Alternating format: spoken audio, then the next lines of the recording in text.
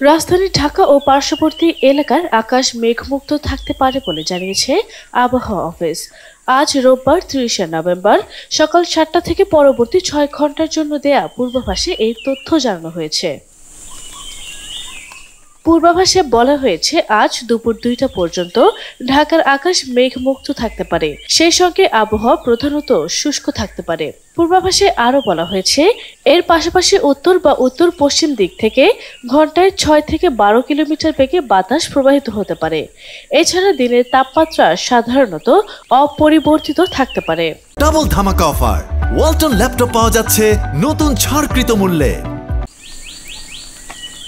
এদিকে সকাল ৬টায় ঢাকার তাপমাত্রা রেকর্ড করা হয়েছে ১৮.৩ ডিগ্রি সেলসিয়াস। এ সময় বাতাসের আর্দ্রতার পরিমাণ ছিল ৭৮%।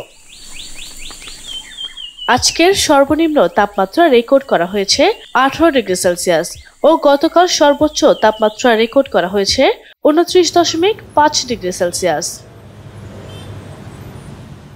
আবহাওয়ার অপর এক পূর্বাভাসে দেশের অভ্যন্তরীণ নদী বন্দরের জন্য দেয়া সতর্কবার্তায় বলা হয়েছে আজ ভোর ১টা থেকে দুপুর ৬টা পর্যন্ত কোনো সতর্কবার্তা নেই এবং কোনো সংকেতও দেখাতে হবে না। আরফ ইসলাম হিমু, এনটিভি অনলাইন।